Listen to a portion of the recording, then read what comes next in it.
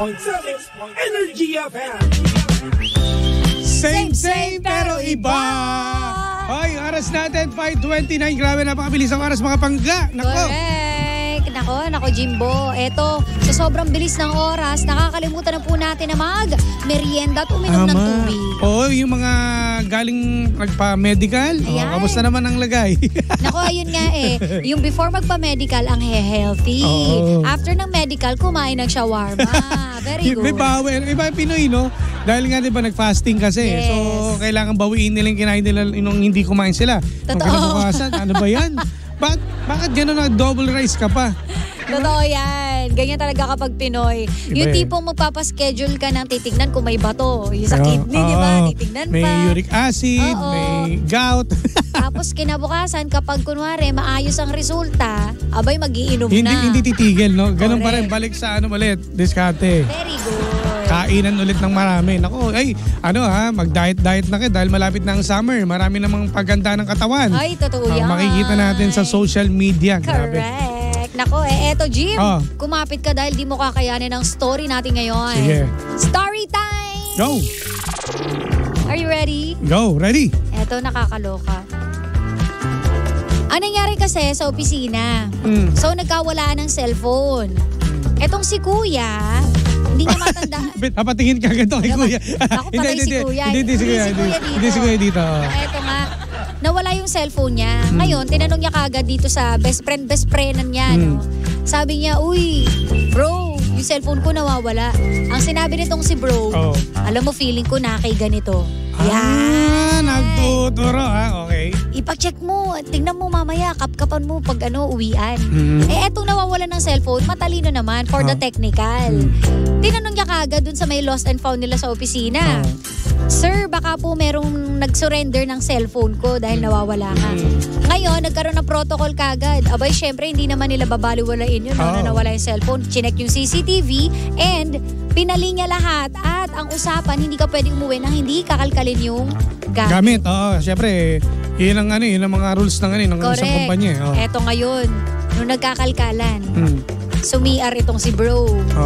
Ito yung best friend niya. Alam mo kung kanino nakuha yung cellphone? Kay bro. Yun yung mahirap doon. Okay. Kay bro nakuha yung cellphone at nakalagay pa sa sandwich bag. Na nakatakip pa na ang akala mo tinapay at pinalaman sa gitna. Inefortan pa talaga para hindi makita. And na nakakalungkot doon, dininay pa, pinipilit pang i-deny pero halatang halata naman na siya na talaga. And para ma-double check talaga yung hinala nila, chinek sa CCTV. Nakita. Siya talaga. Nako, tayo dyan. O diba? Matindi pangangailangan yan. Alam mo yun yung nakakahiya doon. Kasi nga sinasabi nga dito, sayang yung friendship dahil matagal na sila magkaibigan nito. Dahil sa cellphone, nasira. Oo, so pinipilit niya itindihin na baka daw nagawa lang yun dahil may pangangailangan. Pero sana lang hingi na lang siya sa akin ng pera dahil sinira niya lang yung pagkakaibigan naming dalawa. Tama. Ayan. Well, yan ang mahirap sa yan ang mahirap sa katotohanan talaga pag may kaibigan kang ganyan nangyari. Well, tama naman siya kung if ever na it applies sa lahat ng mga magkakaibigan. Kapag ikaw kapos na kapos ka, bakit kailangan pang kuha ng cellphone ng kaibigan mo? Pwede ka namang manghiram, no? Totoo. Ganun na lang kasi pag mas lalong papangit ang image mo pag kinuha mo yung cellphone kinuha mo. Diba? Kasi susunod yan, hindi lang cellphone, susunod yan partner. Halimbawa, pagpalagay natin nakalipas, hindi siya nahuli. Yan. Hindi na cellphone kukunin niya, baka pati pera mo sa wallet, pati lahat ng... Hindi totoong kaibigan niya. Kaya ang hirap maging magkaibigan sa kumpanya Totoo. Tsaka anong mukhang ihaharap mo? Kunwari tayo yun. Sabi ko sa'yo, uy, alam mo, feeling ko na kay kay Toby. Si Toby yung nagtago niya cellphone mo. Mas bandang wala, ikaw pala, no? Diba? Paano na lang? Paano mo i-explain yung sarili mo? Ang sakit sa pakiramdam na yung kaibigan ko pa yung kumuha Correct. Hindi siya totoong kaibigan para sa akin. Kasi kahit sa kahirapan o kagipitan, never naman kukuha ng pera, mangungupit yan o magkukuha ng cellphone na gamit mo, hihiram at hihiram. Kasi yun ang totoong kaibigan. Kapag kapos ka, di may lalapitan ka. Paano kung kunwari sobrang kailangan niya lang talaga ng pera? Tapos umiyak sa harap mo na, sorry talaga, Jimbo, hindi ko sinasadya. Patatawarin ko ba? Patatawarin ko pero FO na tayo. tapos na usapan, wala na. Kasi wala na tayong magagawa, nangyari ni. Alam nga naman di mo papatawarin, nagawa niya, sasabihin niya, kasi ganito, kailangan ko ng pera, kasi ganito. Hayaan ko na lang, pero hindi na tayo magkaibigan. Ilag na ako sa'yo. Ganun na lang. No? Kasi kung ikaw naman, ganun din mangyari sa'yo, gagawin mo ba? Malamang, pero hindi para ipagkalat yun sa labas, no? Na nakakilala sa kanya na kaibigan namin na, alam mo, kinupit ng eto ni Anto, yung cellphone ko. Mangungupit yan eh. Hindi na para. At least alam ko sa sarili ko na hindi siya totoo sa akin. Kasi tinalo niya ako eh. Walang pinagkaiba yan sa magjowa. Yes. Pag alam mo yung jowa ko, tinalo niya. Di ibang away yun. Ibang usapan. Ang hirap, no? Tsaka awkward. Ako, yun yung nai-imagine ko kung paano mo lulusutan and yung fact na nahuli ka na tapos dinideny mo pa. Tapos nagtuturo ka pa? Yes, ano yun eh. Ang laking gulo niya na, paano pag nalaman yung tinuturo mo o na ikaw pala yung kumuha, diyari ka. At saka ibig sabihin, hindi lang to biglaan.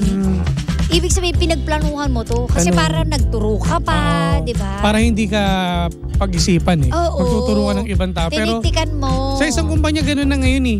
Bago kayo lumabas, di ba, kakapkapan. Pero, hindi ko nila lahat partner. Ito may sample ako.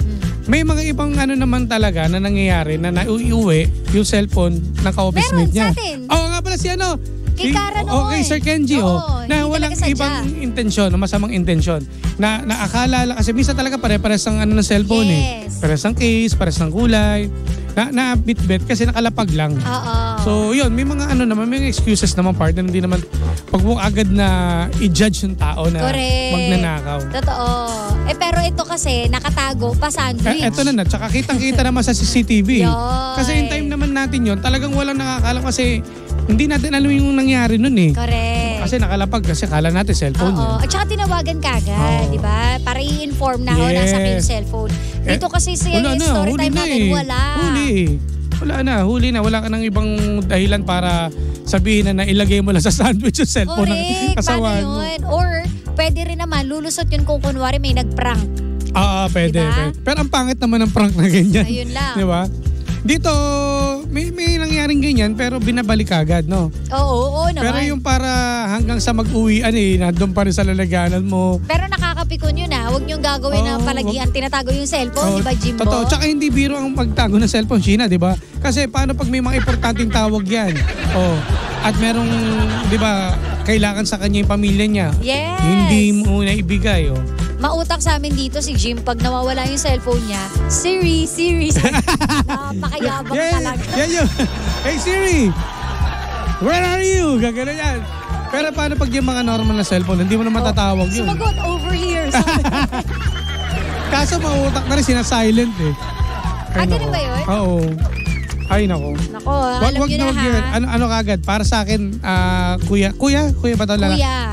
Wala na. Patawarin mo dahil tao naman tayo nagkakasala. Pero FO na tayo kasi baka mas malaki pa ang mawala sa'yo kapag naging close pa rin kayo. Oo, at saka si bro, wag mo na ugaliin maging ganun kasi mawawalan ka talaga ng kaibigan. Di ba? Wala na magtitiwala sa'yo ever. Sa magkakaibigan, perang sisira. Tandaan nyo yan. No, ayun yung pinakapangit sa lahat, no? Pera sisira talaga. Kung usapang pera. Diyan lumalabas ang tunay na ugali ng tao eh. Yes. Kapag walang pera at kapag maraming pera. Totoo. Kaya tama na yung makasanayan nyo na sa pagkain lang kayo nag-aagawan. Pero wag lang sa jowa. Wag lang sa jowa. Pera. Yun ang mga importante. Yung pinakamahirap na sitwasyon yung magkasira kayo sa pera. Correct. At mga gamit na nawawala sa'yo. Nako. Tama. Egol tayo dyan. Egolan.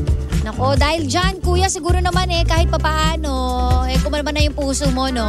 Wala namang masama na malungkot ka dahil na break na yung friendship ninyo Mas masakit pa sa breakup yan Ano lang partner Total magkasama sa trabaho na lang. At mag-ingat ka na. Maging hindi lang ikaw pati yung mga ibang kasamahan na magiging kaibigan niyang close Totoo. Baka yun naman ang taluhin Lesson yun sa ating lahat na wag na tayong burara sa gamit. May yun parang may history partner. Baka hindi lang sa magkakapisina niya nagagawa yan. Maari. Baka pwede sa ibang mga tropa niya o sa outside company. No? Gawain niya na talaga, Magaling. Ingat. Instant yaman. Tsaka, makukulong yan. May bawi rin yan. Good luck talaga sa mga magnanakaw. Isa magod partner, Anong sabi? Eto, wag lang kaibiganin ng isang taong sinungaling na traidor pa. Dapat kasi hindi nagnanakaw ang hindi kanya. Kahit na sa pangangailangan niya ginawa, most of all, huwag magturo sa iba ng kasalanan na ikaw ang may gawa. Tandaan, lagi ang tatlong daliri nakababa ay nakaturo sa'yo. Daliri nakababa ay nakaturo sa'yo. Yan. Parang iba yun ah. Laging kunwari pag nagpo-point ka, yung tatlong daliri ay nakaturo sa'yo. Kaya kapag kayo ay nagpo-point, pa ganyan. Para limang daliri. Para walang masasabi na kung kanino nakaturo talaga. Ito naman partner, kaya dapat kilalanin maigi ang magiging kaibigan or magiging karelasyon. Ayan. O kasama sa trabaho. Alam mo na ha, huwag tayong magkakaibigan ng magnanakaw. Totoo. Huwag tayong magnanakaw. Nako. Wag, oo. Kasi dapat yan, kung ikaw, sasabihin mo sa HR.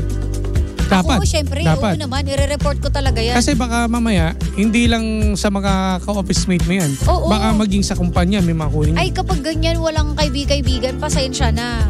Diba?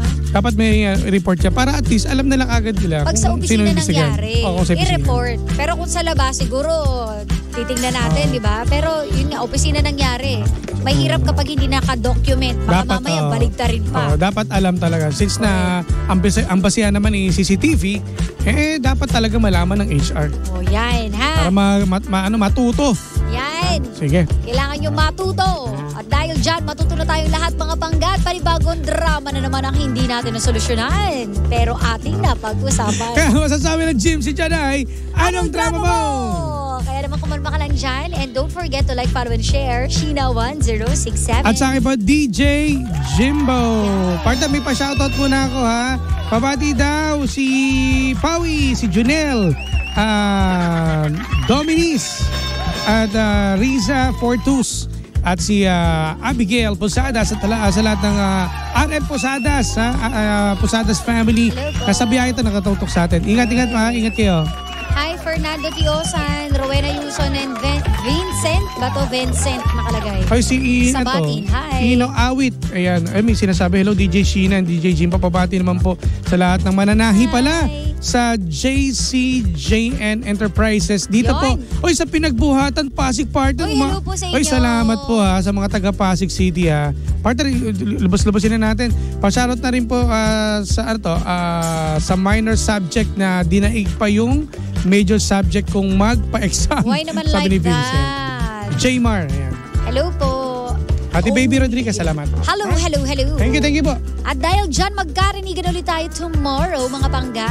Walang maglilipat, ha? Panibagong drama na naman ang ating pag-uusapan bukas. And of course, happy Monday po sa lahat. Nakaraos na naman tayo ngayon. Tuesday na naman. Konting araw na lang, Friday na. Ilang kempo na lang. Araw na mga puso.